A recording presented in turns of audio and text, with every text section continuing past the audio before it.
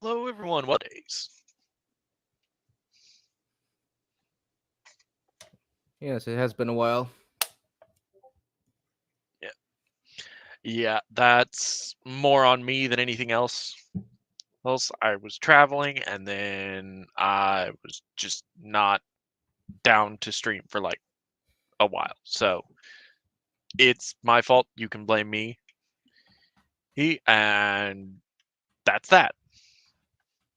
So, before we get into what we're gonna talk about for the rest of the stream, I think we do have to talk about the D&D new Wizards of the Coast open gaming license that's been happening.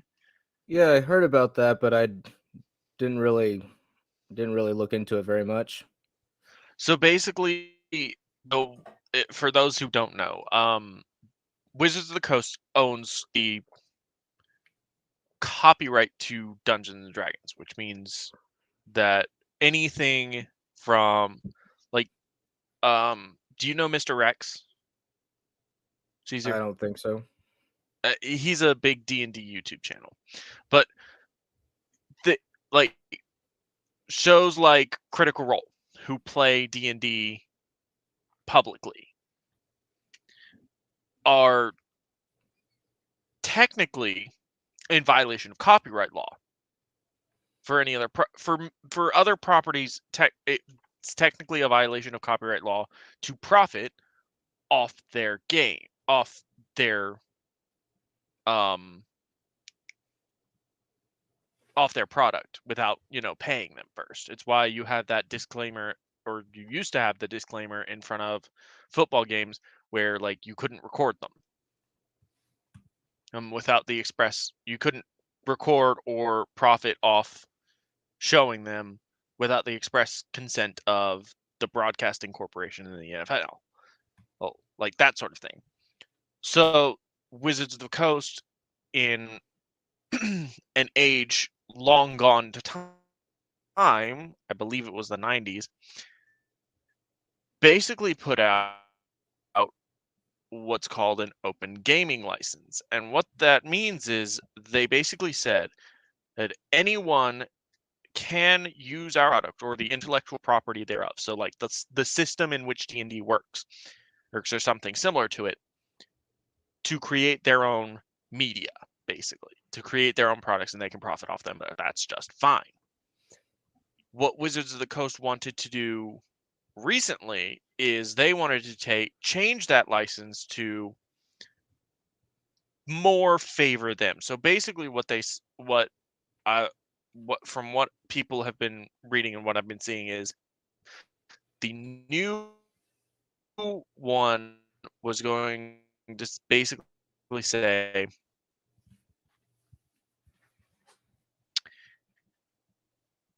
you can produce whatever you can produce fan content and whatever y'all want to do, but you don't own it. You have to pay us for it, a royalty. And at any point, we can take that property of yours and use it, regardless of whether or not you consented to it. So we can take your product and profit off it, but we'll also profit off you making your product. So it's been a very greedy move by Wizards of the Coast, and I mean, and so they've had some major backlash going on all week. I'm sure Oh, I we can. bet. Yeah, they've had major backlash, and they actually had to recant at the end of this week because they were going to produce a whole like video breaking down what was going to go on, and they canceled it twice so far, which makes me think that they're going to let this die quietly.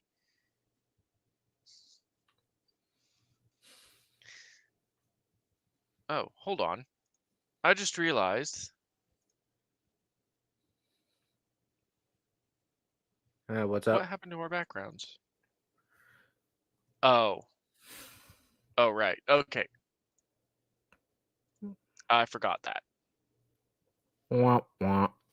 And I forgot to renew my subscription to SteamYard, so we don't have our backgrounds right now. But it's no big deal. We will move on as Oh, our scuffed streams you always need a do. subscription to do that? Yeah. That's shitty. Eh, it wasn't that much. It's like $20 a month, so for like and we get a bunch of stuff, so it's not like, oh, you can't put backgrounds and stuff in unless you can't put backgrounds and stuff in, but in exchange for putting backgrounds and stuff in, you get like you get like a bunch of overlay option. You can add whatever overlays. You can add loops, like extra music, shit like that. So you get a lot plus infinite recording space. Sorry, audience, but this week we've been kicked out of our tavern because Clayton forgot to pay the tab. Eh, that would be the point of wandering, wouldn't it? But that being said, it is time to talk about what the title of the show is, and that is HBO Max released the Velma TV show, which we all knew was going to be awful. It was going to be awful. I think we put a screenshot of it and did a trailer review when it came out. That was Yeah, like in August. It was it either was. August or September. Yeah, I think it was September or maybe October. Yeah, It was it was around the. pretty We also, late last year. yeah, I think it was. I want to say it was October. We also did the Mario trailer reaction. Yeah. I'm actually looking forward to that. Yeah, me too. It actually looks pretty good. Unfortunately,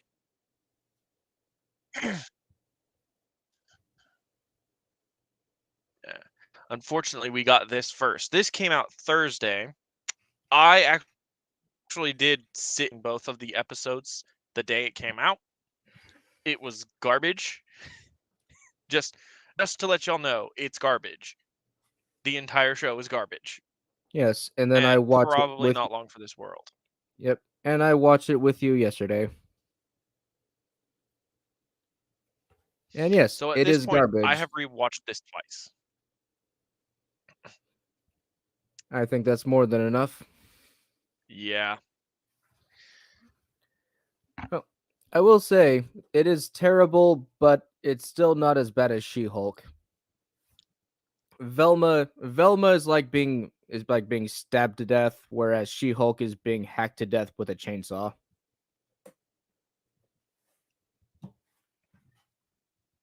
Hmm. So I have two theories about this show, and I think I told you this yesterday when we were watching it. I have two theories. Either it is A, one of the best trolls I think I've ever seen, because it's someone saying, let's take an IP, a beloved IP, and make a show and make it the exact thing everyone expects. So all the hallmarks are there. Bad writing, wokery, meta humor, like all of it is just shoved in this show. That's not a very good troll, though. Yeah, but here's the thing. The troll isn't to troll the normies, it's to troll people like us who will spend their time and effort watching the show, breaking it down and reviewing it and spreading it to every other person. Thus the troll spreads.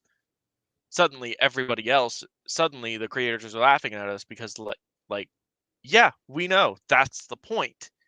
That was the point. We intended to make the most woke garbage show possible. Well, to fuck on the trolls. I'm not saying it's a good thing, but at least, it's more subtle than at least it's, if that's the case, it's more subtle than She-Hulk. Fucking crying out loud. If y'all don't know the She-Hulk finale, she actually breaks out of the TV show and goes and literally retcons her entire universe so she can be right. So she can be right. So she doesn't have to suffer the consequences of her own actions.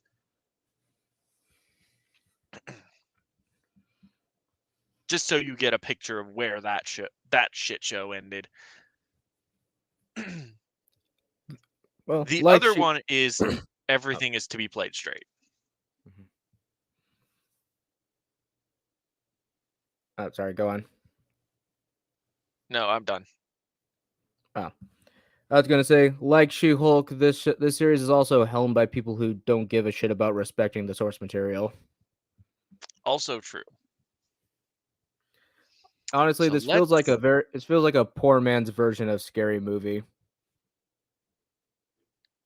Like it hits a lot of the same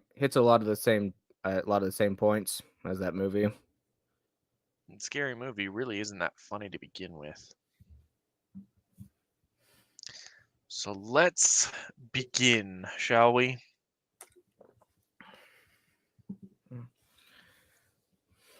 Also, we're doing a slideshow to avoid copyright strikes. Indeed. So this is so the show opens with this sort of scrolling bedroom shot where we scroll through a bunch of, like, I suppose they're supposed to be sight gags in Velma's room, like their references. I think I saw the creeper's mask. Yeah, there's a lot. This show has a lot of background cameos from other Scooby Doo properties. Yeah. They basically just reference Scooby Doo, the original, the everything else about the IP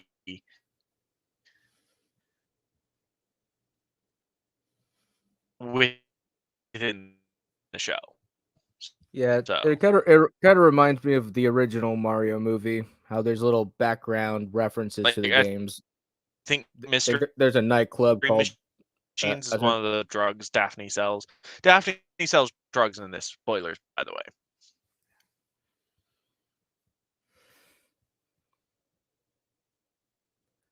yeah, so they have all these different drugs Mm. called like Jeepers and Jinkies. Yeah, but we'll get to that in a little bit. So this is how the show starts out. The I hate Daphne. Da da da da da.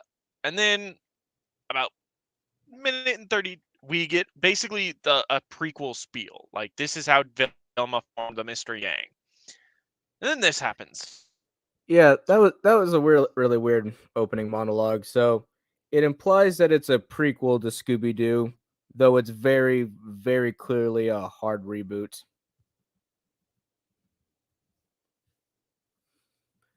Also, yes, fucking roaches. Yes.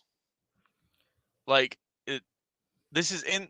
So we then cut to a the Crystal Cove High girls' locker room, which why we're here, I don't know. Because we were just in Velma's room. It's clearly after school hours. So, and it's never made clear if Daphne is in some kind of after school activity that would necessitate her being here at this time. But then these two roaches appear, and Daphne says the school sucks. I guess, but my only assumption is that this is supposed to be funny. Like, also Velma curses a lot. Like, I didn't really think about it till I watched a couple of people's, like, reactions to this show. Velma curses a lot for no reason, really. Like, for all that this is like, supposedly this is an adult version of Scooby Doo, but it doesn't. It treats itself like a teenager would. Like, it treats adult humor like teenager humor, like what teenagers find funny. So basically, it's sex, drugs, an unearned sense of superiority, and meta humor all throughout. So if you wanted to know what the scope of what funny looks like in this show, that's it. It's either it's sex, either sex is funny, profanity because we're edgy,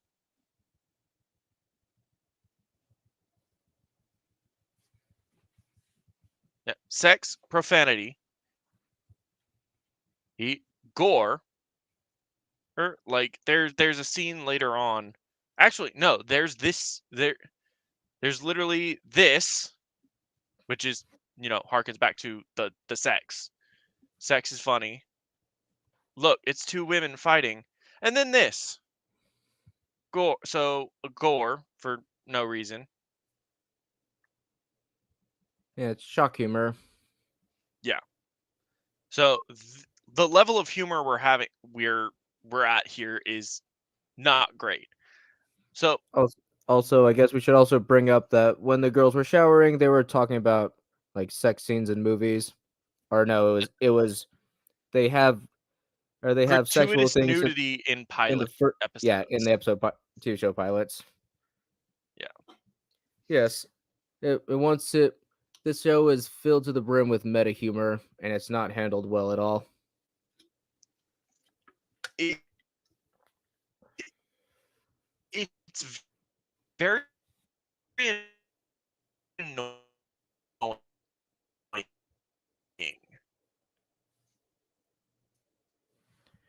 Can you repeat that? All I heard was robot noises. In, in,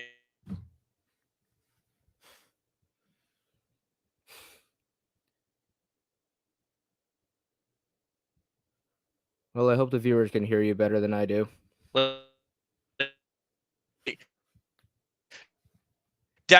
Daphne, what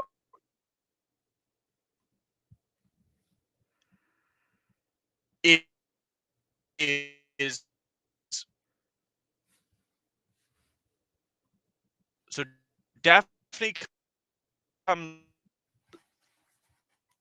walks to after the coaches.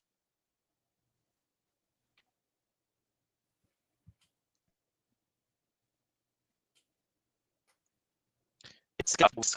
There was never an option but scuffed.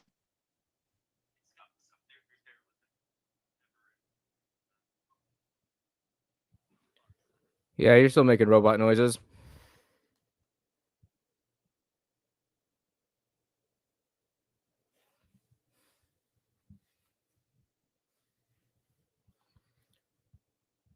Yes, pardon us, folks. Clayton needs to fix his mic.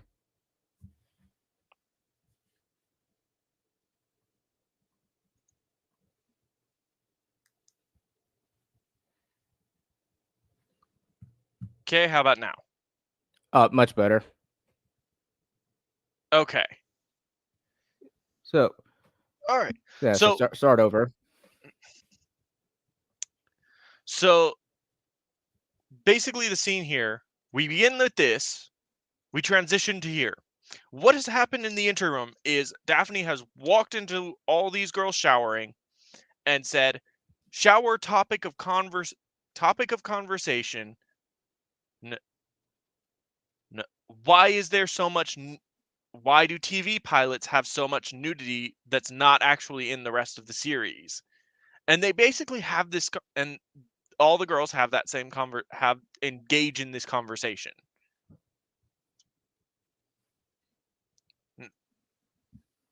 Engage in this conversation, and the girl at the bottom here is horny, and she like openly stares at all the other girls and is just like, because sex sells.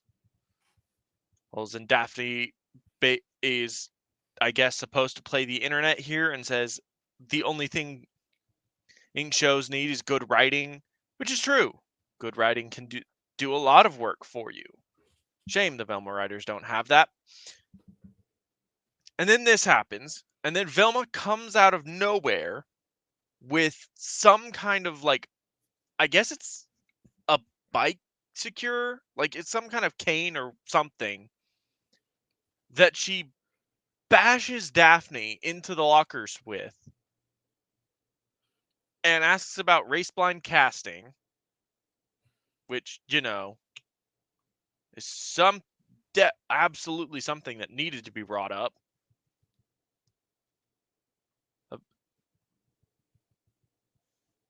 It looks like Velma's going to attempt to murder her, but she doesn't. She just opens her locker and finds the dead girl inside. Which, again, there's a thing with this series, with this show. I noticed it in the first episode, but I'm pretty sure it happens a couple times in the second, where objects that characters were holding or connected to will absolutely just disappear between shots. Like there's a blatant example of it later, but this is probably another one. Like Velma comes in with a like crowbar or a rod of some kind, hits Daphne with it, which, by the way, Daphne's shower cap disappeared too. And now it is gone. So things will just randomly disappear over the course of like one shot to another.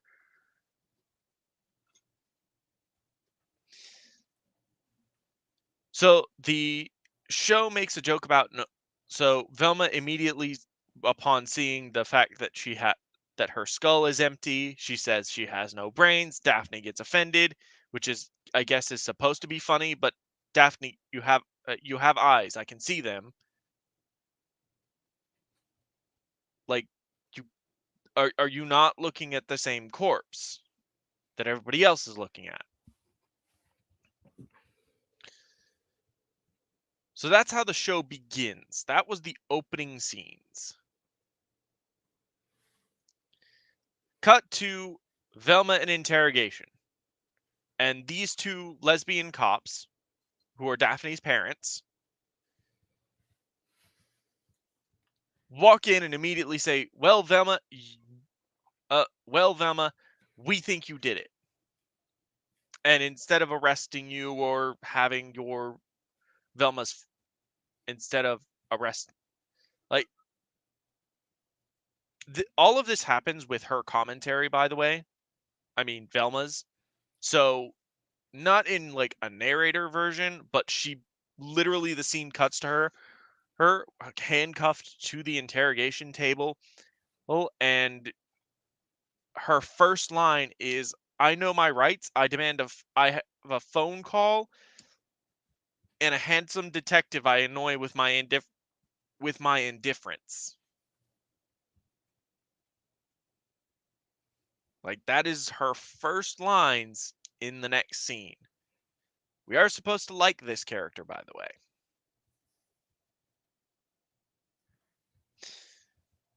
So the two cops who so the two lesbian cops basically come in and say, hey, well, we think you did it.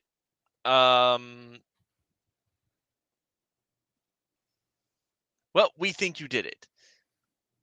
So you have 24 hours to prove your innocence. For, like, and I say it like they do this for some reason. They don't. Like, they basically say, yeah, we're bad cops, so we're just going to give you 24 hours to prove your innocence. Otherwise, we're coming to arrest you. Ooh. So, for no reason, Velma is just given an arbitrary 24-hour deadline before the cops come and arrest her, despite the fact that they don't really have any evidence to pointing to the fact that it was her.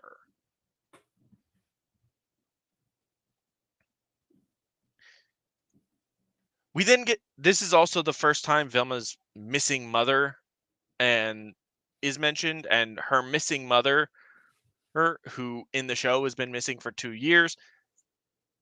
I thought it was more than that. No, it was only 2 years.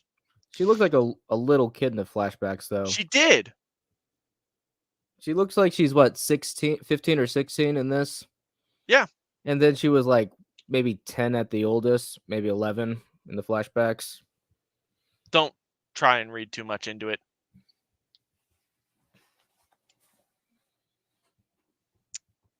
Anyway, so this is the first time we get mention of Velma's missing mother. She's been missing supposedly for 2 years.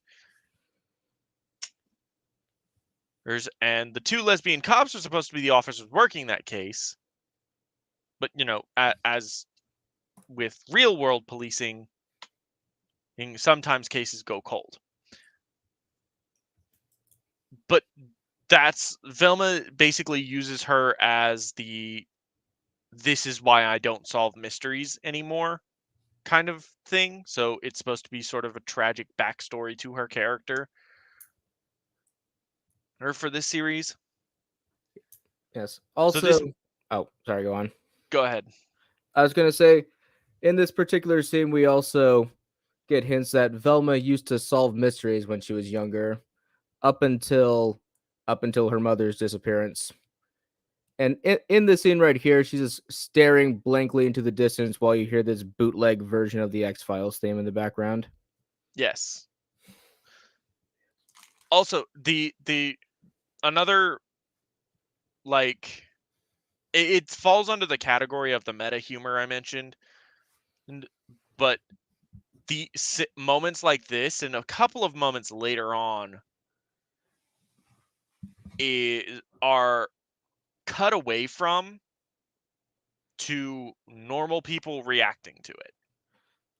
Yes. Also, Velma is no longer handcuffed in this scene. Yes, she's handcuffed, and then she's not. Again, disappearing objects.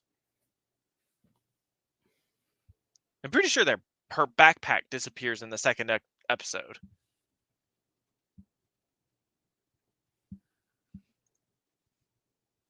So this is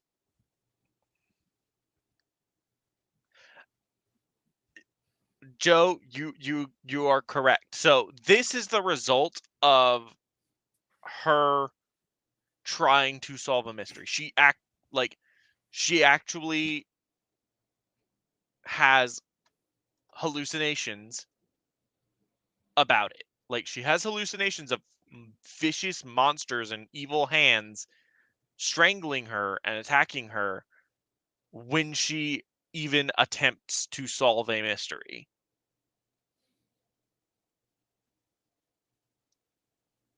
So basically, her tragic backstory is her mom is missing, and that motivated her to, and that trauma basically caused her not to solve mysteries anymore.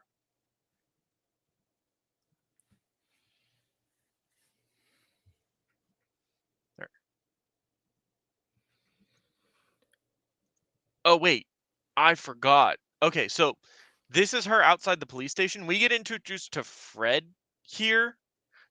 We'll address it at 0. Trust. Trust. We'll address the next slide. So we get introduced to Fred here, and because Fred is the only character that wasn't unnecessarily race swapped, he's the show's punching bag. So imagine every negative stereotype you could about a man, but also make him the least manly man ever, and you have the characterization of Fred Jones in this show. He is rude, wealthy, entitled, old, but at the same time, he is completely spineless, immature, and has massive rage issues. So he is literally the straw man of what feminists think a man is.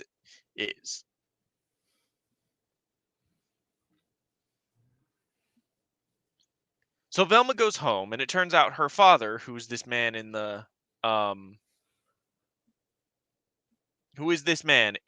the blue suit, is a lawyer, which And this is his girlfriend who he knocked up, and she is a waitress at the malt shop in town. I'm going to get off this slide very quickly because, well, I don't want this video taken down by YouTube.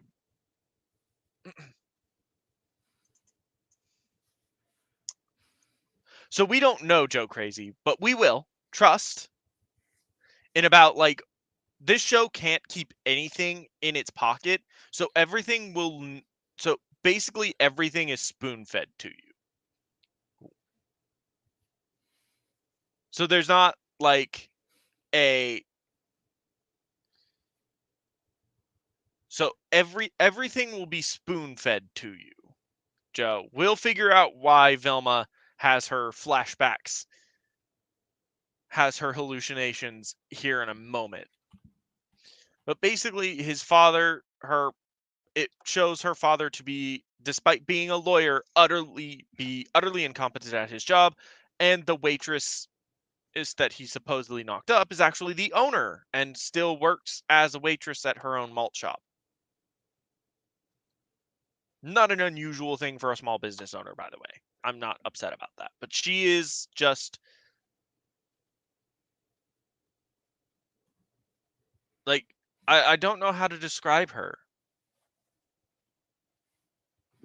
How would you describe the knocked up waitress, Caesar?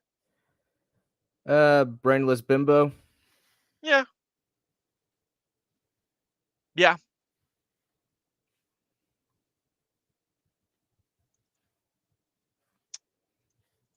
So we basically get a flashbacks to Velma's mom.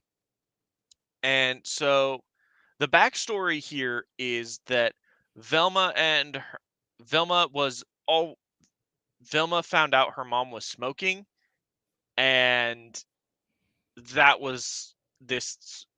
She claims it was the catalyst to why she solves mysteries. He's she Yeah. eventually Well, Velma's mom was a book writer. She wrote mystery books. yes, She smoked a lot, and she also drank a drank lot. her thought juice, which is just like whiskey. Hmm. So in the course of of Velma solving her own mysteries,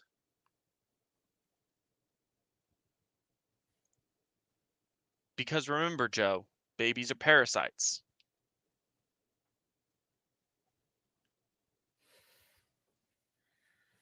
Babies are parasites that aren't real people. So it makes sense that we project them as alien. Yeah. So for the context of that scene, uh, Velma's dad's girlfriend would model while pregnant and naked, and then her unborn child would also join in the photo shoots. Yep. They both they're both posing together at the same time. I suppose it's supposed to be funny, but it's just kind of weird and very annoying. No one in this show is likable. Actually, no, that's not true. Shaggy is the most likable. I will not call him Norval. His name is Shaggy.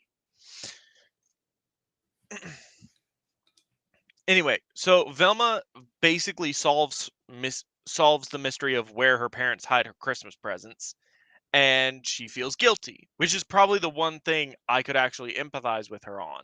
Like, yeah, I understand that. She got too curious for her own goods, figured out where her presents are, felt so guilty about ruining her parents' hard work to keep her surprised. And then proceeded to tell her parents that she found them, and her mom left to go pick up a Christmas present, which she hasn't opened, by the way. So it's been 2 years. So in the show, this was 2 years ago, despite Velma looking like this. She looks. How old is she in this shot, do you think? Like, I would guess single digit age. Yeah. Hmm.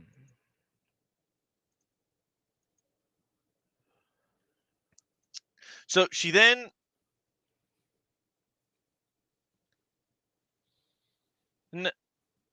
Her mom then goes and gets her a Christmas present.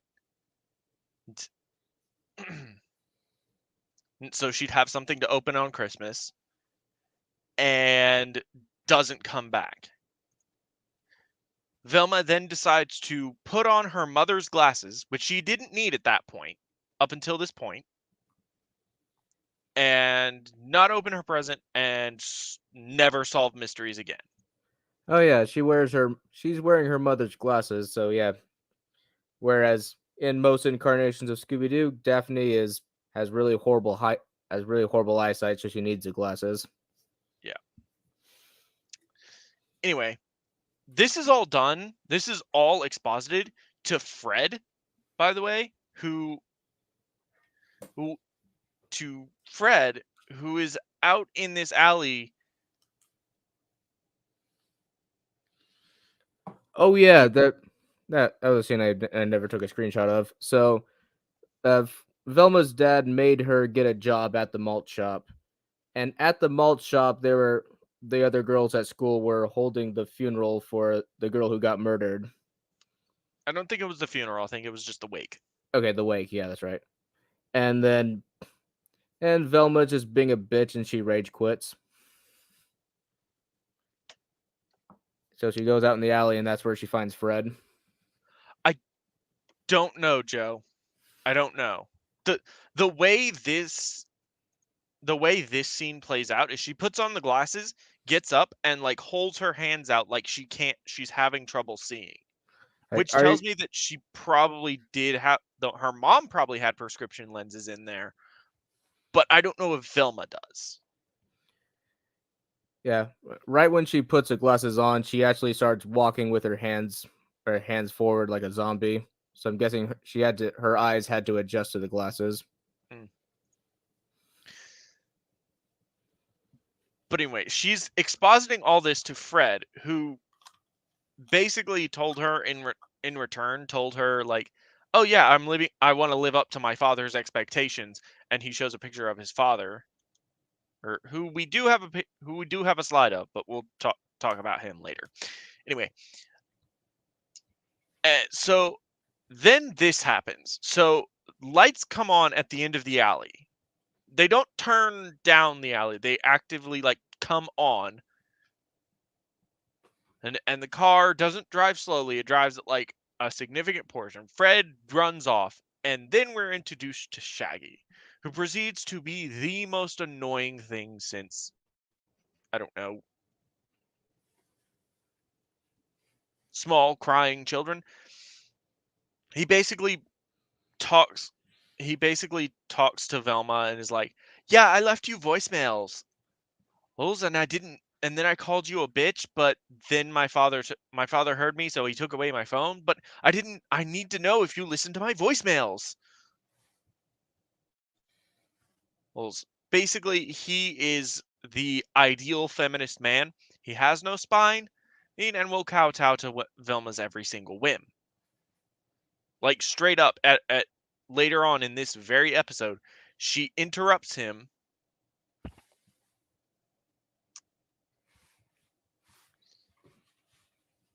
Good question. Um, because exposition? Yeah, I think like she has a crush on Fred in the beginning. No, no, she doesn't. She just thinks he's hot. Like she doesn't actually like have any sort of respect for Fred, and making it weird that why she would dump something so personal on him. But I think the whole idea is that, well, Fred had a vulnerable moment where he talked about where he said, "I'm trying to live up to my expectations to the expectations of my father." And so Vemo's like he's vulnerable, I'll be vulnerable too. I think that's what's supposed to be going on here, but Fred undercuts that sort of thing by basically saying, "Well, I'm never going to talk to you again, and I don't know who you are. You're a complete stranger to me," which robs the backstory of anything meaningful, because we know the person she's talking to, she's telling about it, doesn't care.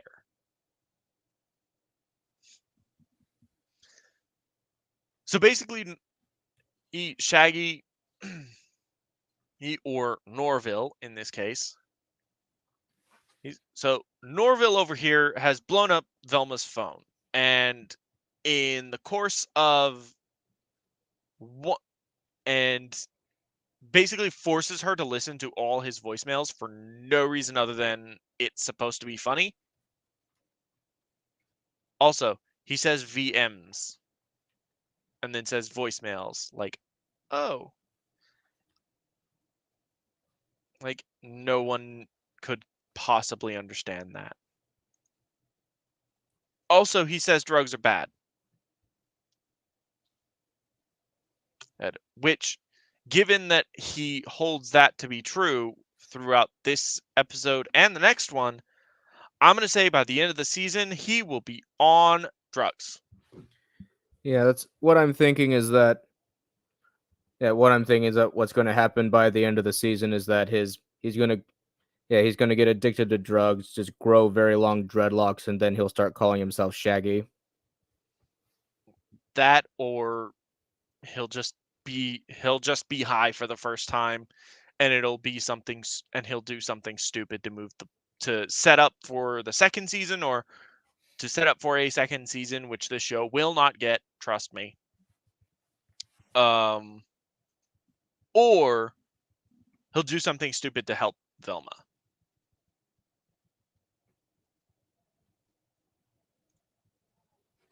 Then we get like a reality then we get a scene where Velma flashes back again and sort of realizes that she was kind of a bitch as a child. Yes. So uh, earlier when we saw the flashbacks, it was done in a montage. So now we're seeing the same montage, but much more grim and dark, implying that Velma just kind of repressed her memories of her mother. Because in reality, yeah, her mom was she was an alcoholic. She smoked a lot, and Velma was just being a bitch unintentionally. Hmm. Also, Velma as a child was drinking from her whiskey. Yes.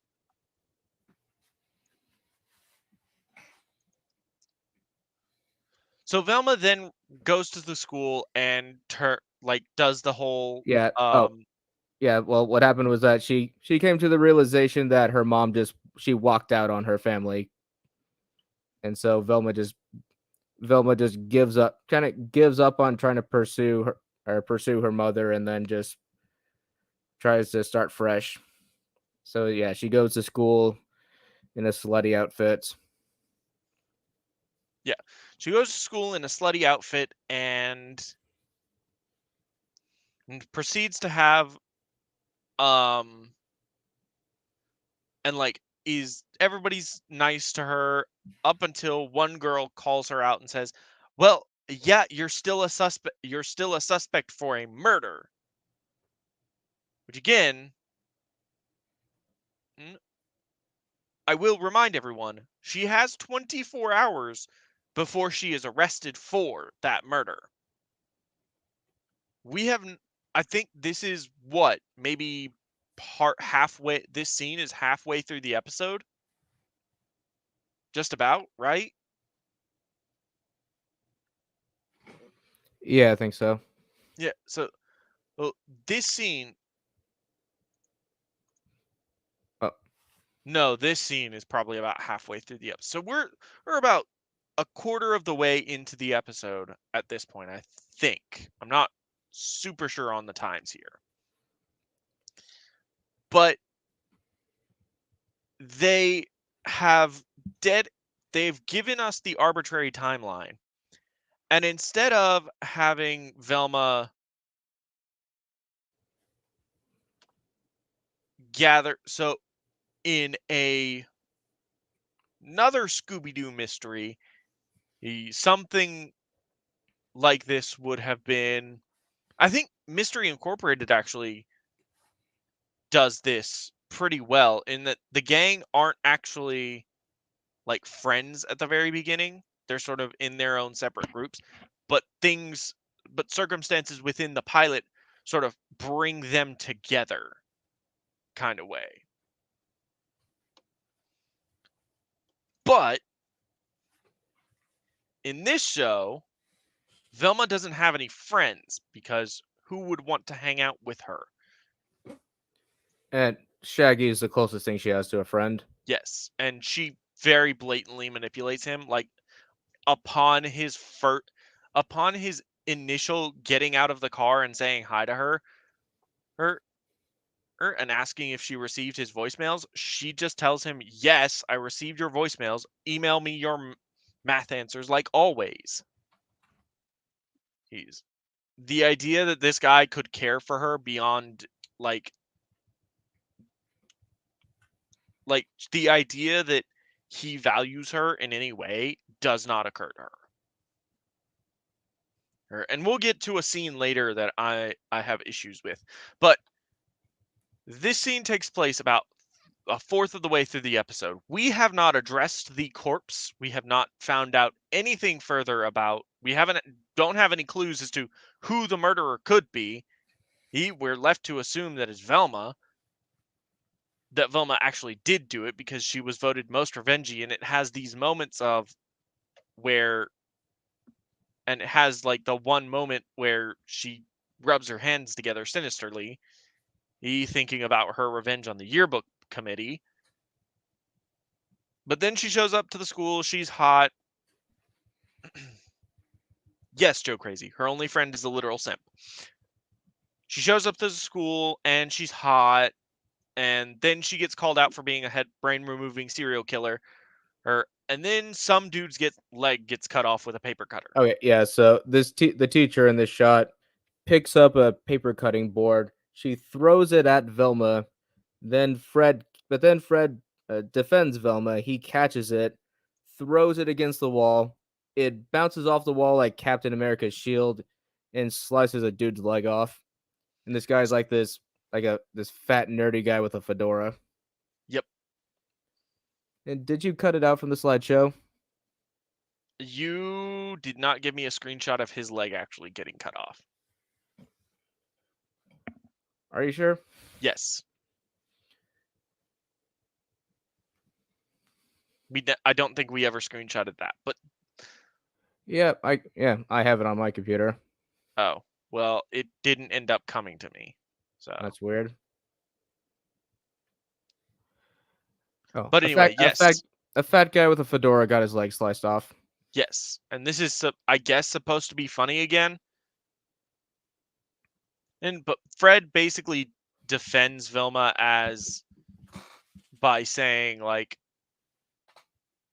she's like I forget what he says because it's something underhand, it's something stupid and underhanded. It's something entirely stupid. So, you know, it's shallow and stupid because he is, a rich white guy.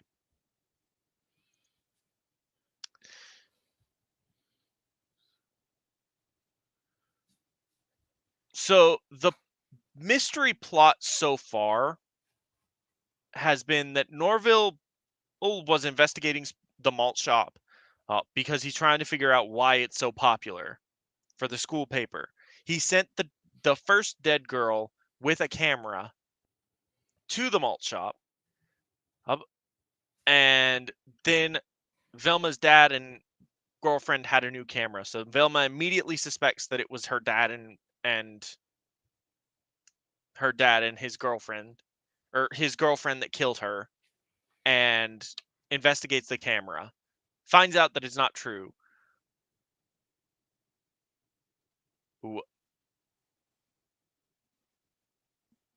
And then I forget what leads her to Fred's house.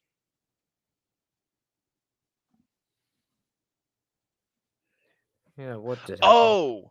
Oh, yeah. So after the scene where Velma was hot, and someone got mutilated, and some rando got mutilated. Daphne confronts Velma in the bathroom and is basically like, "Hey, well, if you want Fred, you can have him," and he kicks everybody out. Well, everybody out of the bath. I haven't. He won't even let me see him naked, and And Uh, oh, he kicks everybody out of the bathroom at the malt shop. oh yeah, that's a thing. That is a thing. Like Daphne is like really cock hungry for Fred.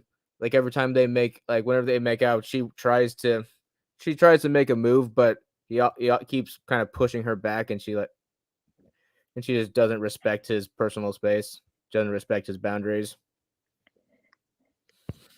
No, she does, because when he asks her to stop, she stops. Yeah, but then she throws a fit at him. Yeah, I mean it's immature of her, but it is not. It's very immature of her. But basically, because Fred kicks everyone out of the bathroom at Spooner's at the malt shop, Vilma decides that she needs to go to investigate Fred's house. Why this is, I have no idea. I Her conclusion is basically, well, Fred kicks everybody out of the malt shop bathroom when he goes to the bathroom. Maybe he Brittany maybe Brittany Brenda found the maybe Brenda took a photo that of him that wasn't flattering. You know, that wasn't flattering. We need to go to his house, which doesn't make any sense. First of all, why would Brenda be in the boys' bathroom?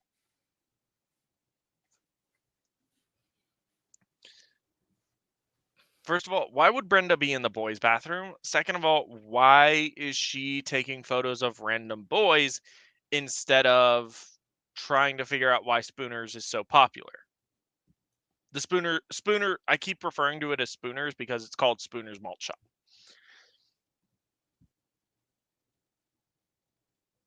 But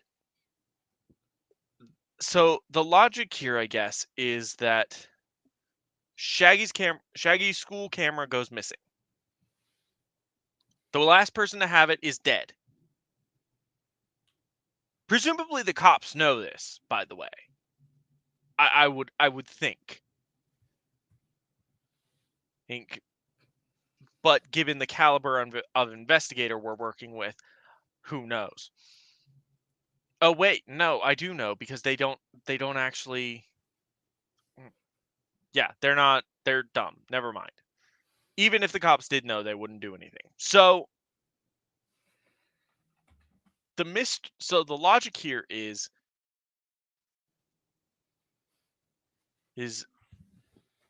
Fred Jones did it because Brittany saw him naked and took a photo of him. That is enough for Velma. That is enough evidence for Velma to break in and attempt to ruin this man's reputation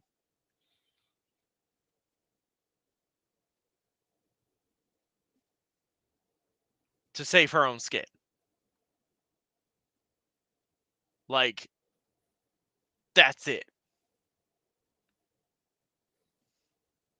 So she breaks into Shaggy's. Hold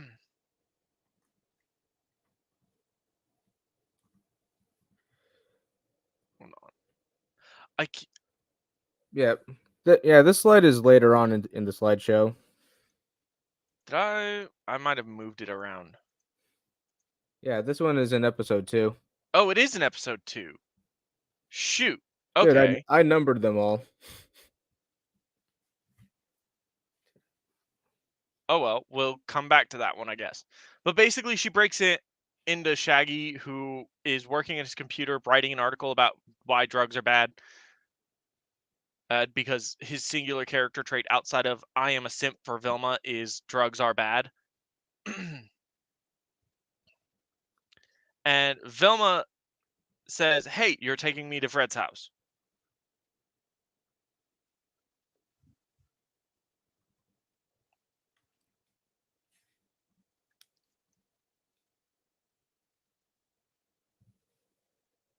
You doing all right over there?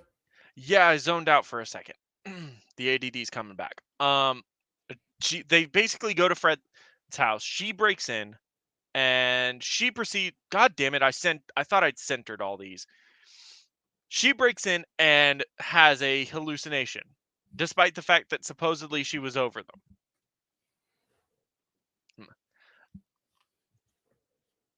Nope. During this, so she has a hallucination. Shaggy's on the phone with her, and as she's having this hallucination, and Shaggy basically lays out his feelings for her. He basically says, "I like you a lot," and naturally, because Velma is a bitch, she finds it funny. Yeah, she thinks it's a joke and just keeps laughing. But then Shaggy continues saying, "No, it's true. I yeah, I can't stop thinking about you." He even says that you're the main character in my dreams. And yeah, she just laughs at him, and that makes all the illusions go away. Yep. So I can come to two conclusions. Either Velma is a callous bitch who understands what he's doing, like it's registering for her, and she just thinks it's utterly ridiculous that he would even dare her to have an attraction toward her, or she's a moron and who doesn't realize he's being serious. Yep. So anyway, so Which either way, it's uh, not a good look for her character. yeah, and so the illusions go away. She walks around Fred's house, goes into his bedroom, and finds a camera. And then I think Fred comes out of his bathroom wearing a shower or wearing a towel. He sees the camera, and then he says he's going to do to her what he did to Brittany. And then he pulls out a notepad and a pen, and No, then I think then the two lesbian cops show up. They shoot him in the shins and then put him in cuffs. so the reason so basically the reason Fred doesn't want to be naked around other people or to have sex or anything is sup- because he hasn't gone through puberty yet, like at all. So he's completely hairless. He has baby dick, like completely no puberty whatsoever. Which is not how puberty works. But hey, he is a white male, so we have to humiliate him in every conceivable way possible. So as he sinisterly, and I do mean sinisterly, like the show goes out of its way to project him in a sinister light,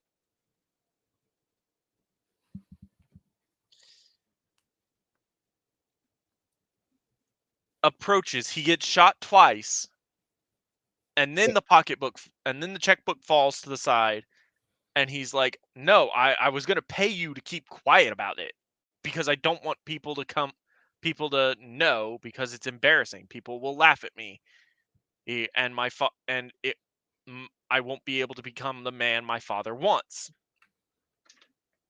And so, and that's where and then Shaggy takes Velma home. Velma's like, Shaggy basically calls her out and is like, "Well, you said you were over your hallucinations, but clearly no. What's the deal?" And Velma has this moment of, obviously I'm not over it. And takes the present which she'd previously thrown away unopened, which again, there's that by the way, that's present's definitely a Chekhov's gun. That's going to come into play in the season finale. It has to. Um Eventually, and then they discover another dead body in her recycling. And that's where the episode basically ends. Oh yeah, and another thing. In this right before this scene, Velma said. Velma now goes back to wanting to find her mother, even though we just had that montage showing that she had repressed her memories. Yeah. Like and her whole reason for doing that is because she pulls out the present, shows Shaggy the tag. It says no, she it looks like her mom crossed out from and said love mom. So and Velma has just decided like no, I choose not to believe the reality that my mom left because she didn't love us. Yes. And the second murder victim is also one of the popular girls within Daphne's circle of friends, Yes. just like the first murder victim.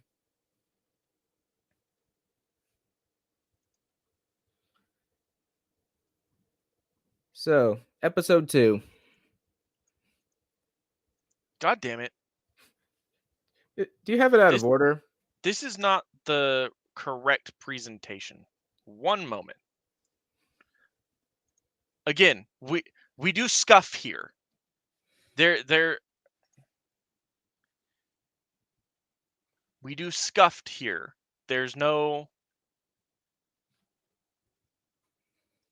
here we go.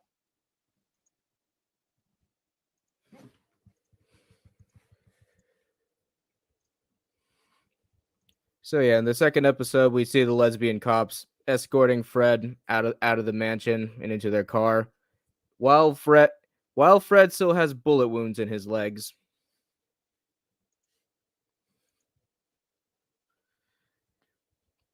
Yeah, they don't put him in a stretcher. Like these bitches straight up shoot him in the legs and then make him walk. Yeah. So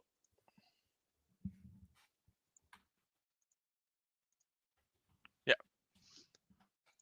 So this is I think the opening scene for this show for this episode is or at least one of them. I can't remember. I don't think anything happens prior to this, but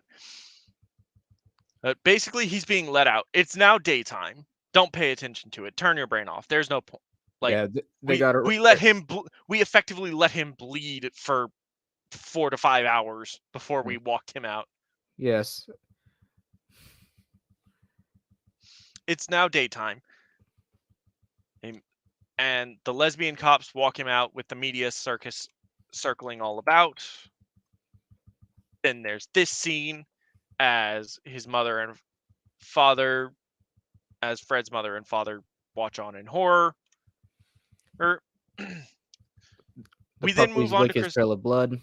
Yeah, we then move to Crystal Cove High, where everybody's basically high, and Shaggy is just like drugs are bad.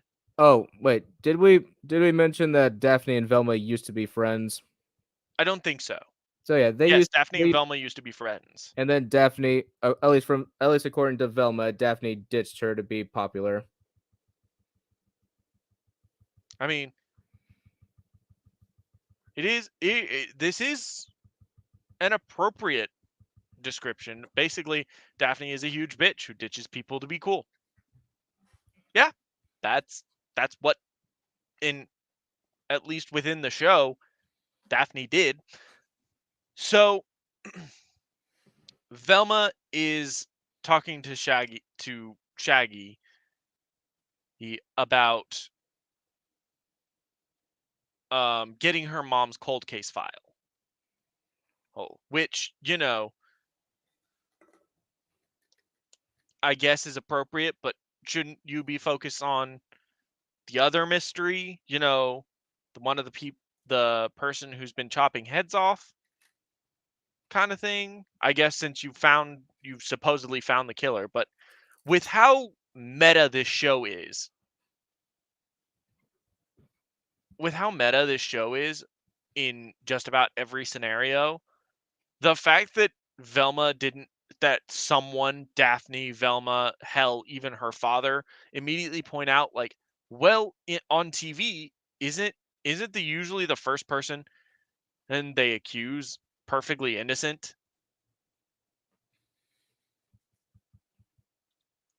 like completely innocent, and that nobody says that. I guess we can call out the I guess we can call out the tropes that will supposedly be funny to our audience, but can't actually call out our own plot for being stupid.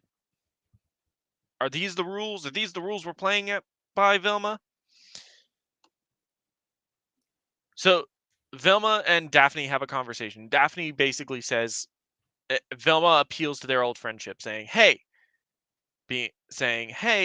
you, for old time's sake, can you do this? Can you do this for me?" And Daphne's like, "Sure, I want $500." And Velma says, "Where am I supposed to get that? I can't afford $500," because her father is a lawyer, but he's a man, so he can't be a successful lawyer.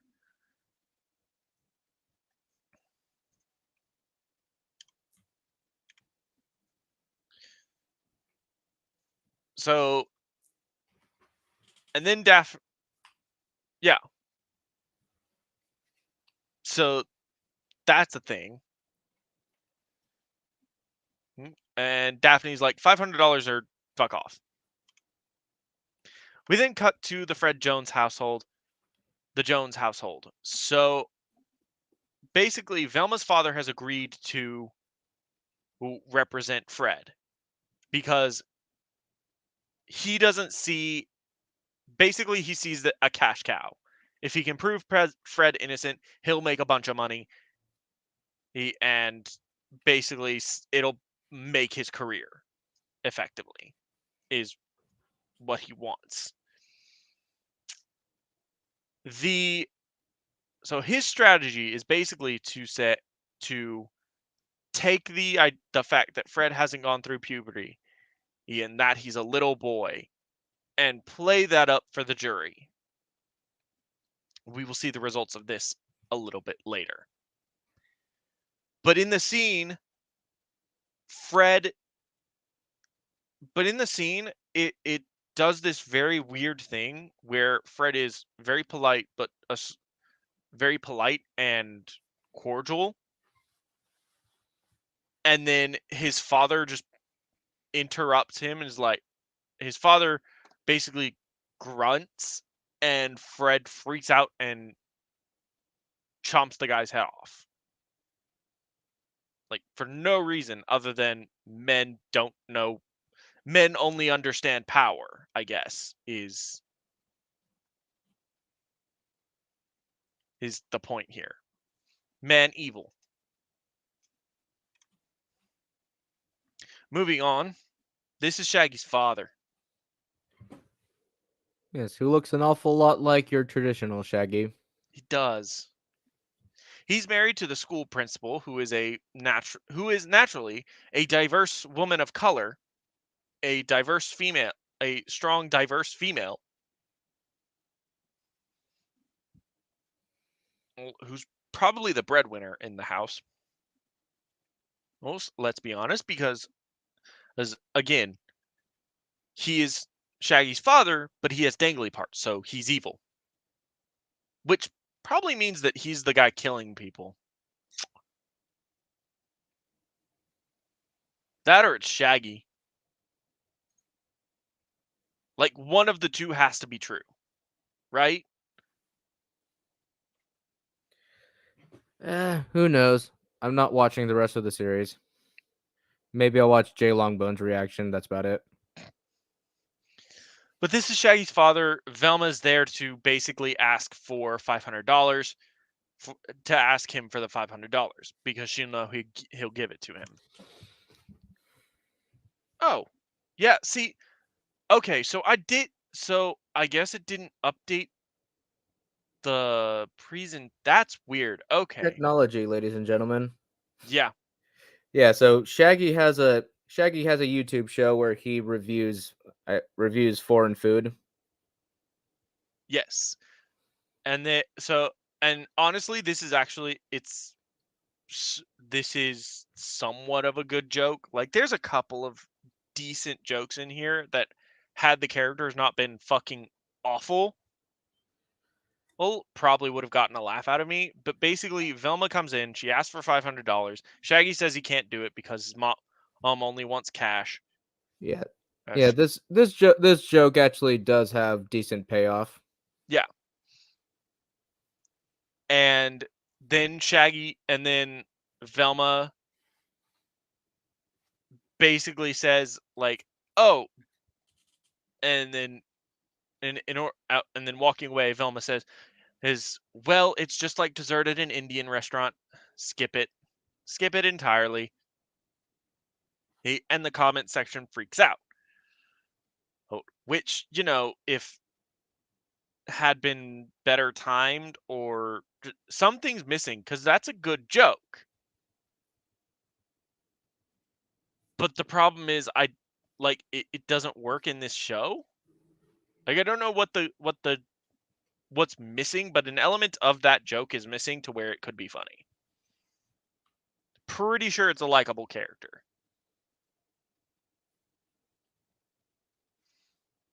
But then Shaggy decides to sell a sword that he got, I think, at the beginning of this episode. Yeah, he sells it to a pawn shop, but he won't pay him enough. Yeah, so Shaggy. So Well, the episode opens up with Shaggy having this sword, and this sword exists purely for him to pawn it off. Like, there's no reason he has it. Like, there's no in plot reason he has it. He just has it, so he has something that looks valuable enough to pawn. There's something he would immediately think to pawn to try and get Velma to like him. He then basically says, "Well, the reason I'm going to do this is because on TV, when a girl needs money, a guy sells something that he likes, takes and gives it to her and blackmails her into dating him."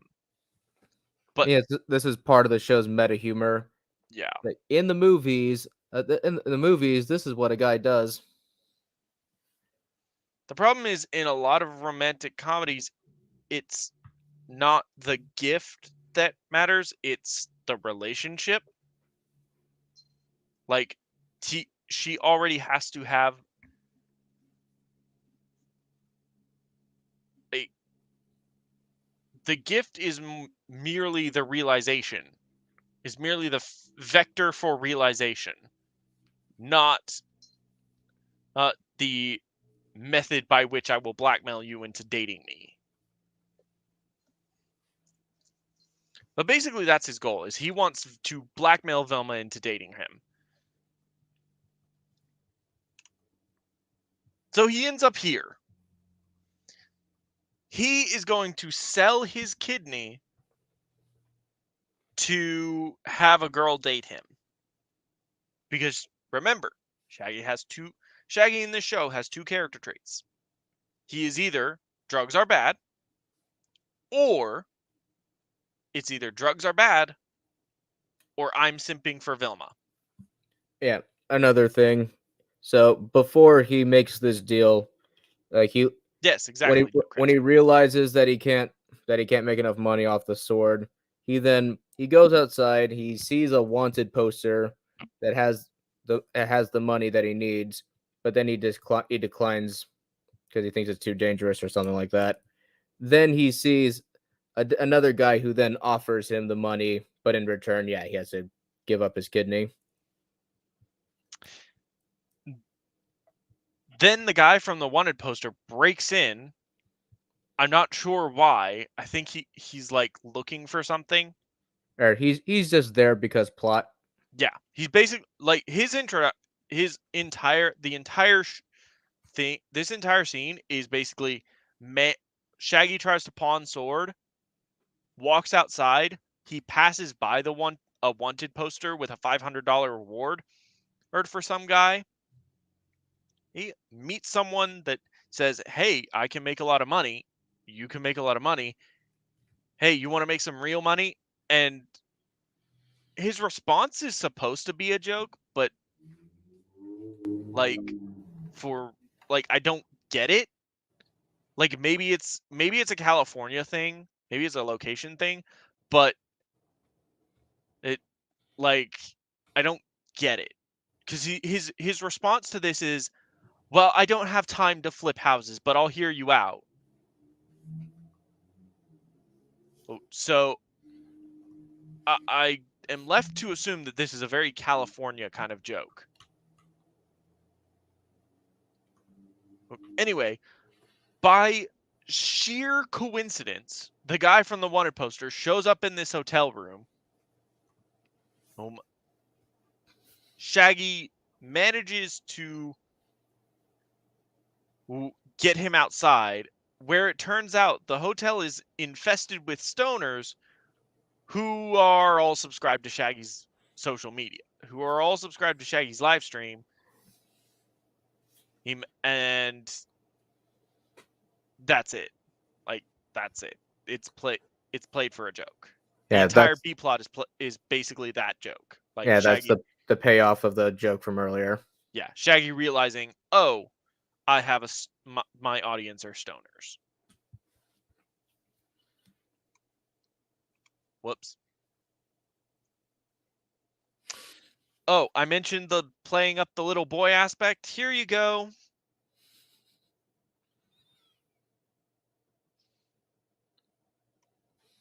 And then they turn him into Hitler. Yeah, it starts raining and then it messes up his hair. One of his fake eyelashes falls off and lands over his lip. They're self-aware enough to point it out, but still, you did this. You knew what this was. You knew it probably wouldn't get a laugh. So why'd you do it? Yeah. And then Fred starts freaking out and that ruins his image. Yep. Fred starts freaking out, so now we have to go continue the trial. And so basically, in between this and this, Velma has approached Daphne and said, "Hey, I want here's an IOU for the $500." And Daphne's like, "Hell no." Ooh, which is understandable. It's $500. Not a small amount of money. I mean, to Elon Musk, it's like chump change, but to people like you and me, $500 is not an insignificant amount of money. Anyway, so Daphne's like, hell no to that IOU. And basically, he admits to Velma, like, hey, you can come work for me to get that $500. To get that $500. And that's how Velma finds out Daphne's dealing drugs. The reason Daphne's dealing drugs is because she wants to find her biological family. Yes, and she's making all this money so she can pay a private eye. To find her biological family, which, Even though her parents are cops and she could just ask them. Or they're not just cops, they're also the people who adopted her. yeah, exactly. And So they it's could not like Mhm. the it's not like it's a secret that it's not like it was a secret or anything. It's also there's like the most casual racism against uh white people in this show all the time. Like Velma makes multiple cracks about how Fred Jones would get away with murder because he's white. When Daphne justifies her dealing drugs by saying like, well, your TV shows us that dealing drugs is okay if your life's kind of bad, like you have a mortgage, blah blah blah.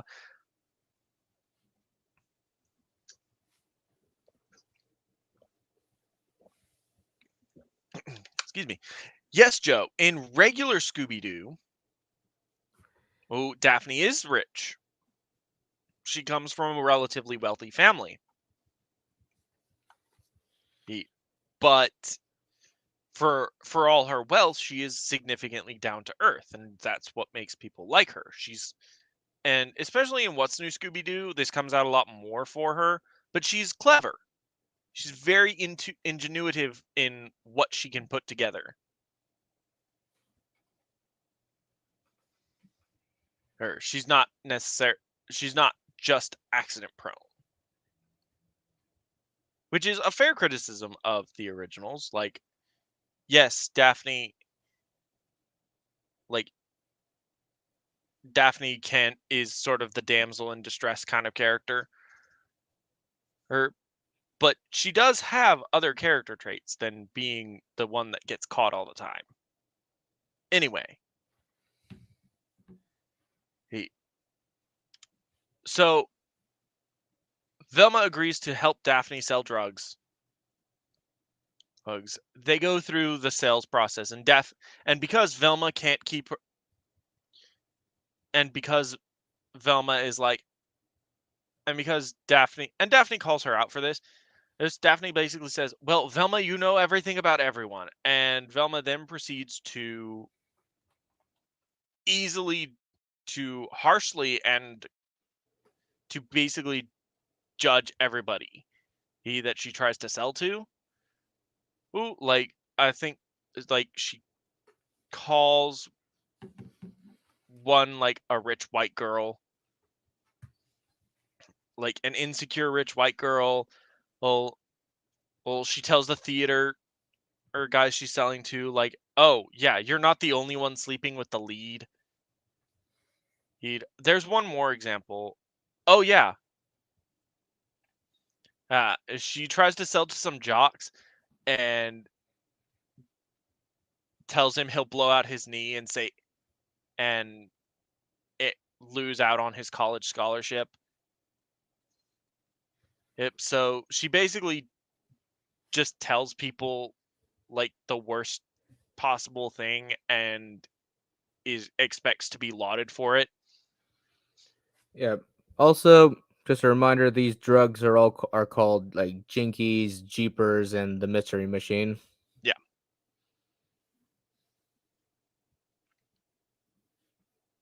I think it's Zoinks, Jinkies, Jeepers, Mystery Machines, and then Ganja, which is just weed.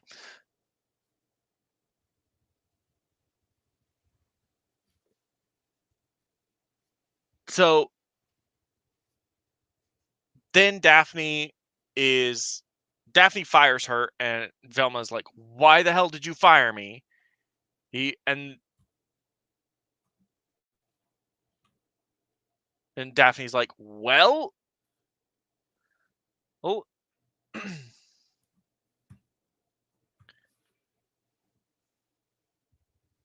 yes, like the yes, Joe.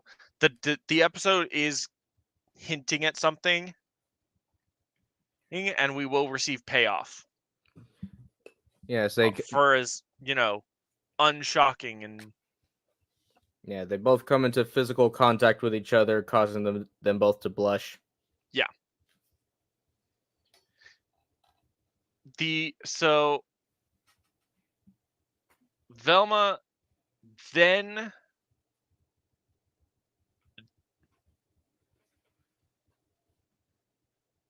basic Jesus, it's a bad day for me apparently. Velma then moves to because I'm trying to remember this and remember what I thought about it at the same time.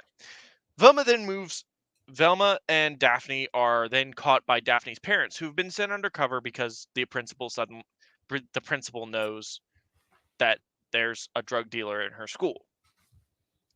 So the lesbian cops chase Velma and Daphne he, through the school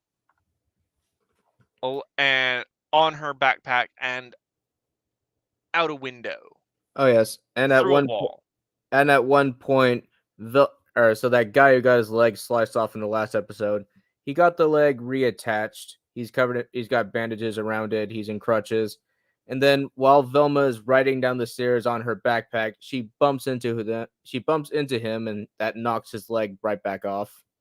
This is gonna be the I think it's supposed to be like the my leg gag from SpongeBob. Yeah, or like Kenny from South Park, just a running gag. He keeps losing his leg.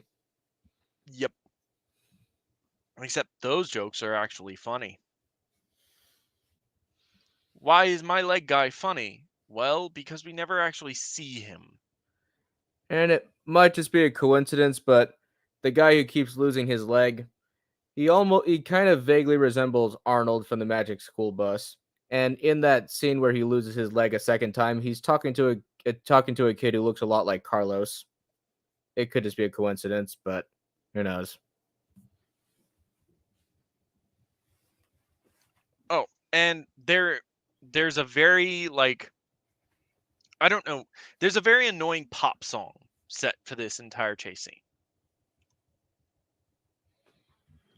Then so the chase scene comes to an end, and this is how it ends. So Daphne texts her parents, "I'm home and want to adopt a sick cat. Where are you?" Oh, and her lesbian mothers,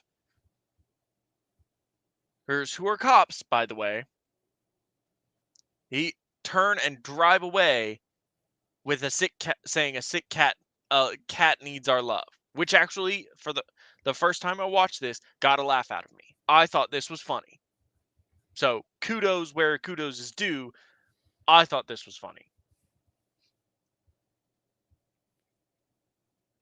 Also, Velma's backpack disappears between these two scenes. More sexual tension.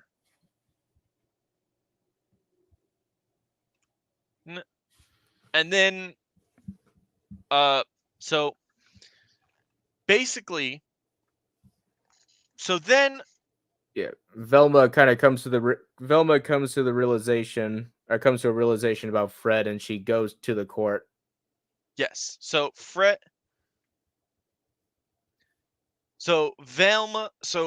Velma's dad basically asks her to testify, and the whole sort of lesson that Velma is supposed to learn this episode is that her assumptions about people. This comes in a scene after she tries to sell drugs to her father, by the way. He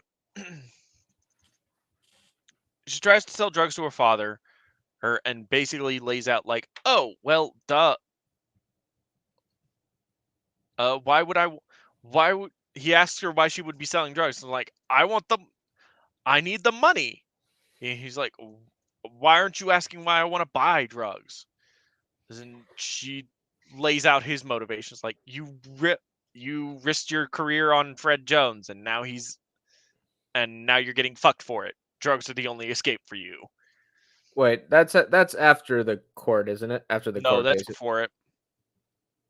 Because because basically he's like, "Look, help me." Yeah, because you were wrong. Like, basically the lesson Velma is supposed to learn is that she prejudged people and she's wrong. So she goes to the court and testifies. And what she testifies is that Fred Jones, and because Fred is, the show's punching bag and a white male, she proceeds to lay out that he's a moron who has been who's been pampered his whole life to the point where his body literally hasn't gone through puberty. He can't even feed himself, basically.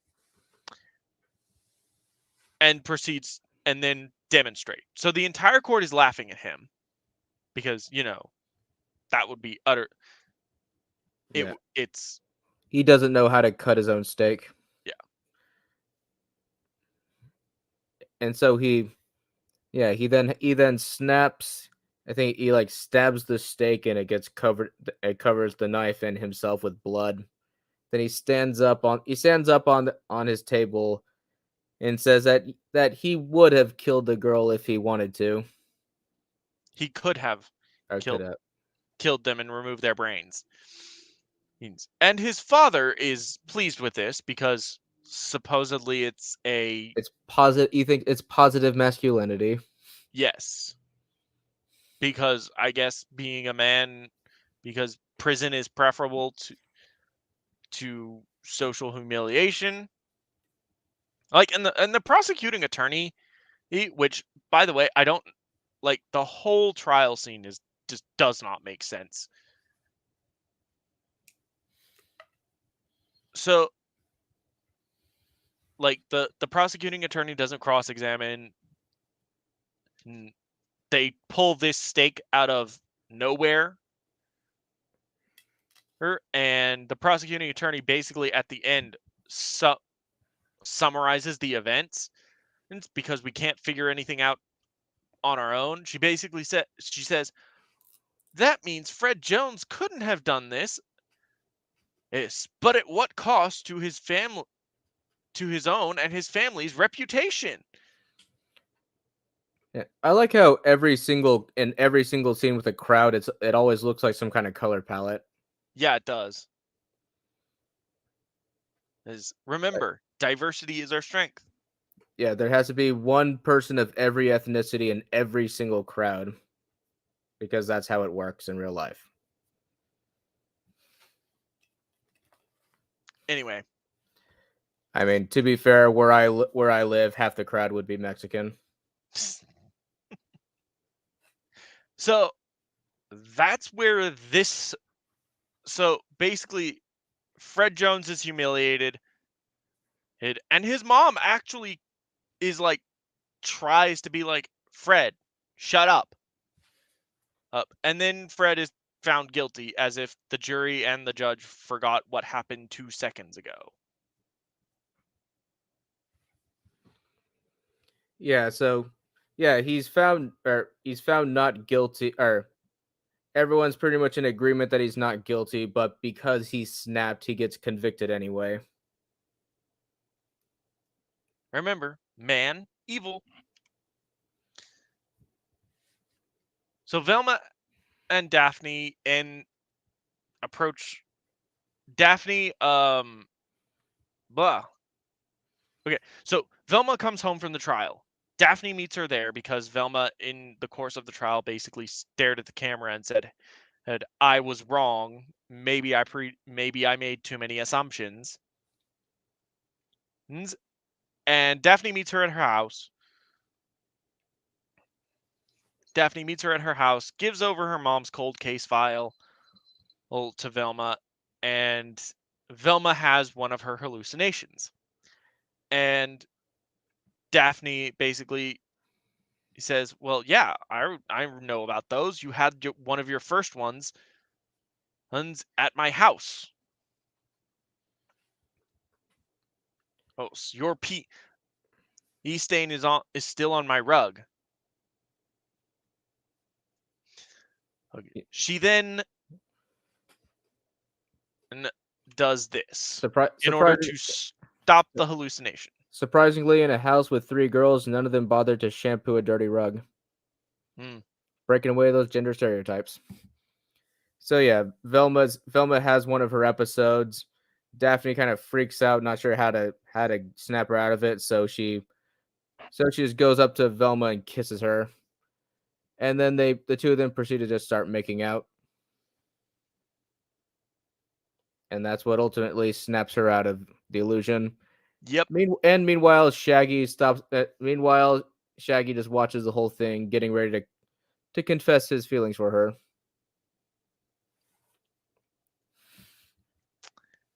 And then the episode ends with Fred in prison Yes, with the guy from the wanted poster. yeah.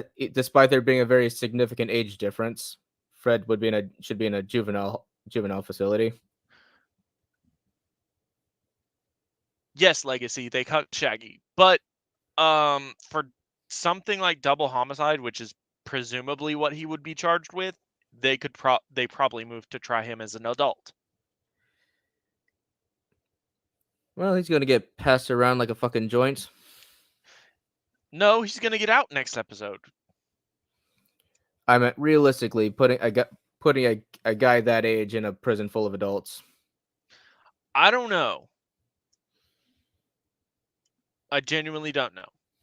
Also, is that a female prison guard? I think so. I'm pretty sure they don't allow Yeah, that. yeah, they'd do to her what they'd do to Fred. Yeah, like they don't like there are female prison guards, but they guard the female prisoners. And then the male guards guard the male prisoners. I'm pretty sure. Cuz Yes. Also, when Shaggy got cucked, he also makes another cringy meta joke about how this doesn't happen in rom-coms. Rom-coms can go fuck themselves. Joe Crazy has a question for you. What do you honestly believe that Mindy would know how juvenile in prison works? The creator of the I show. I don't know. You would think it's just kind of common sense that there's prison for adults and prison for minors. But It's just there's also the fact that I mean, you would hope that the writers of the show would do research and be like, "Well, I want to include this. How would that actually work?"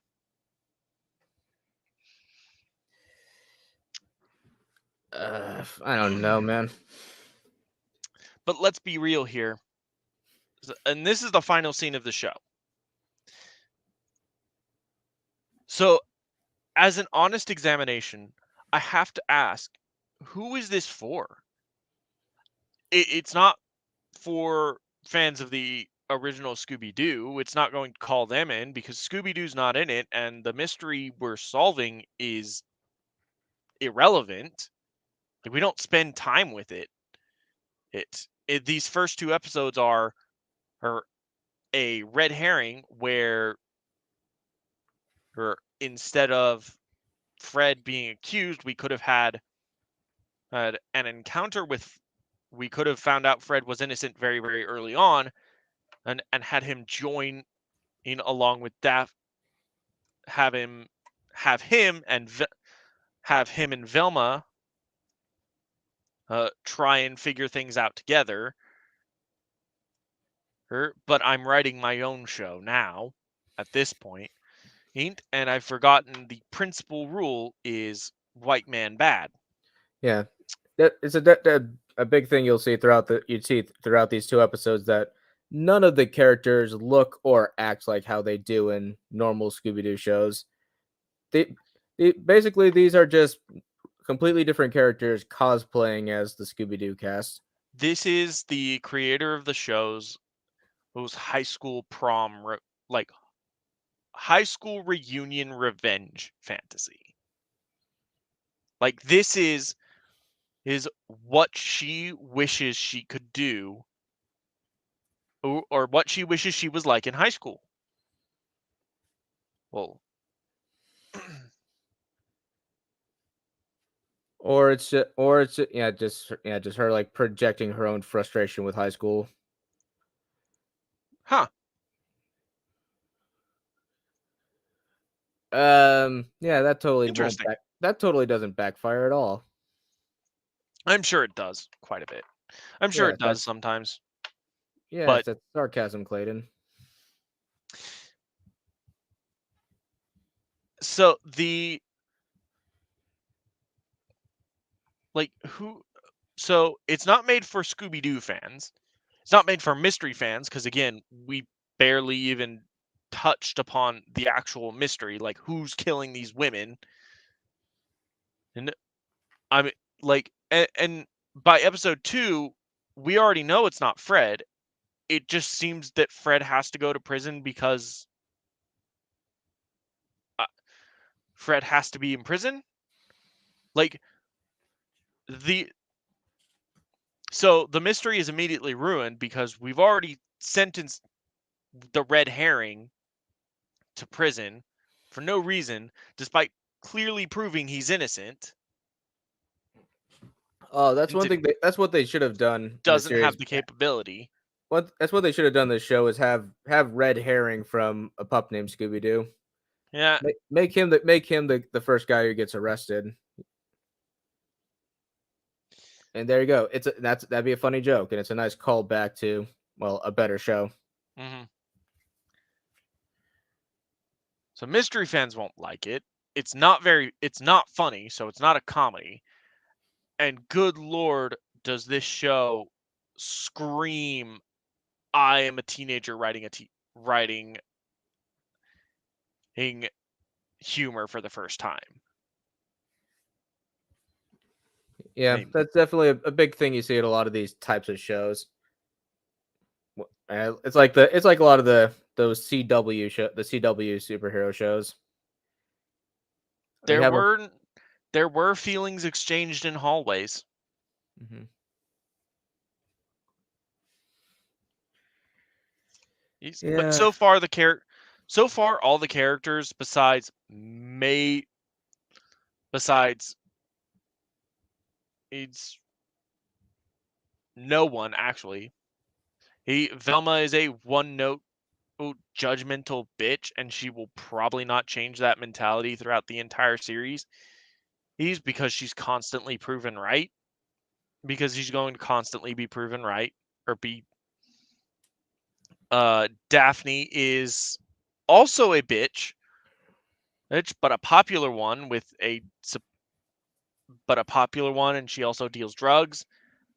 Shaggy is a simp and he, he has the most character traits, two, a grand total of two. Who he simps for Velma and drugs are bad. So yeah, he'll probably become a stoner. And Fred is, the show's punching bag, so M- punch My away. my guess is the way this series will end is just the four characters will come together and form Mystery Inc.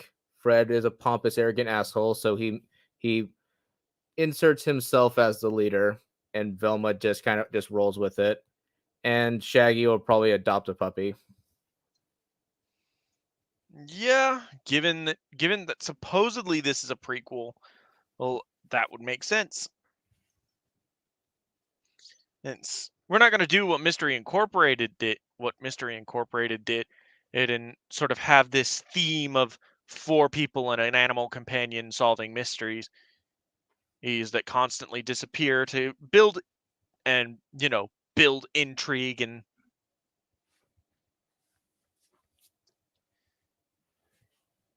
build intrigue and like plot twists and potential character development. No, we're not going to do that.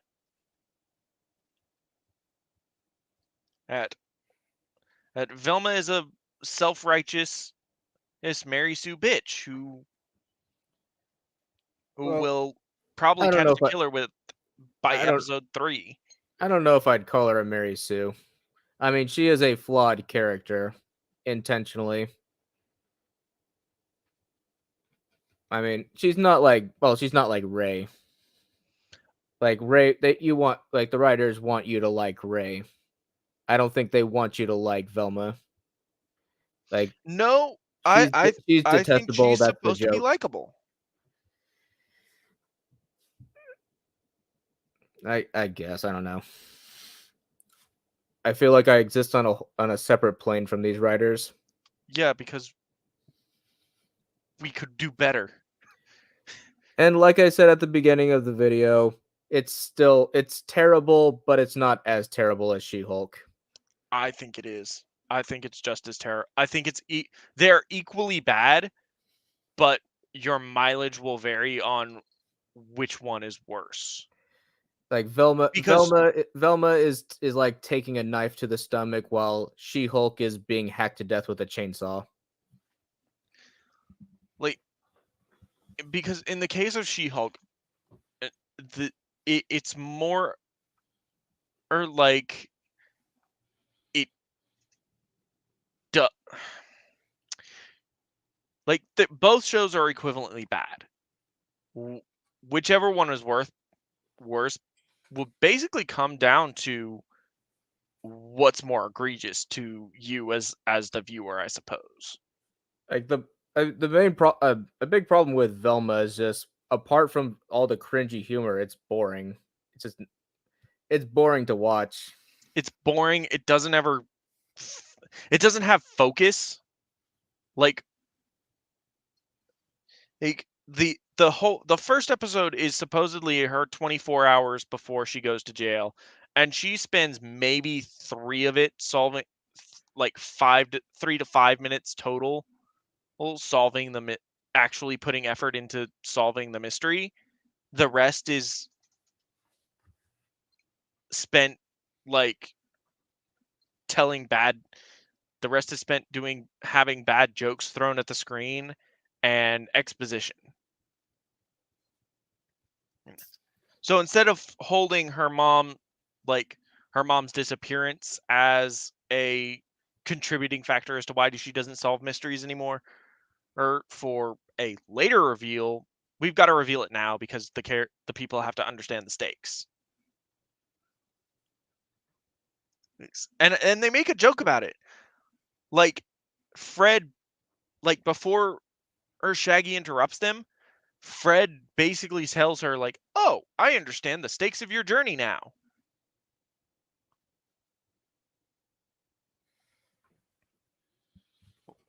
And then Velma spends and then and again, like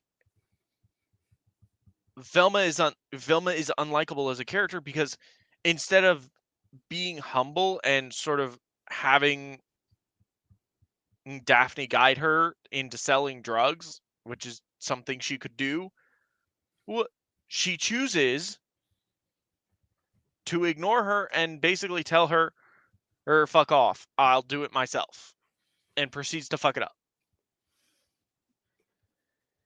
But the thing is, she's right about all her prejudgments, except about Fred and Daphne. But probably not about Daphne.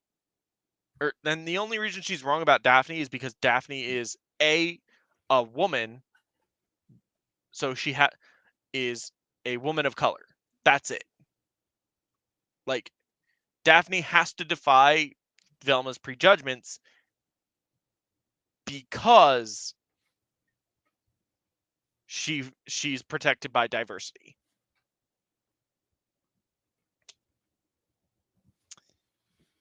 But that was Velma episodes 1 and 2 reviewed. Yeah. The show's And garbage. Don't watch it. yes, we watched it, so you don't have to. So,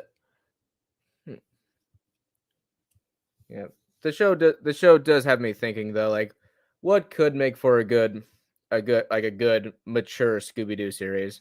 Because I was kind of thinking making a show that has the same kind of tone as Zombie Island. It's darker, but it's still family friendly. I mean, Mystery Incorporated did that. Yeah, but was it to the same extent as Zombie Island? I don't think so. It has the little too much goofiness for its own good, I think. And it focuses a lot more on the interpersonal relationships where it really shouldn't. Yeah, so that's where So Mr. that's what I'd like to see out of Scooby Doo. Have a slightly more mature story. They're adults and now they're still solving mysteries, but now their mysteries involve like the occult. Yeah, like that would be interesting. Or maybe do something like reimagine them, except now they all live in a fantasy world. The characters still have the same personalities. The interactions and character dynamics are all the same. They're just now, instead of solving mysteries, they're dungeon crawlers. Hmm. Fred would be the standard but Fred would be the standard warrior. Daphne would be the team healer. Velma's the mage, and Shaggy would be probably the ranger with Scooby as his animal companion.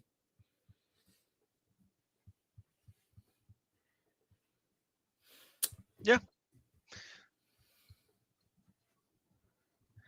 but we didn't get that show.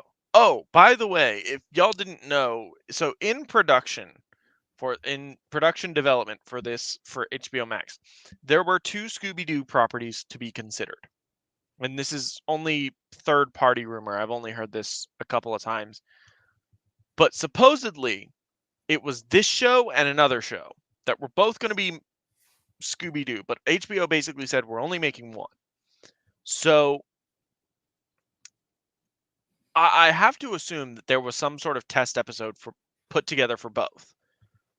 And HBO Max decided to go with this over the other one. And I think the other one was just like a reboot of Scooby Doo. Like another, or here's a new Scooby Doo series. He's with just some different animation. We're going to do the same thing they did previously.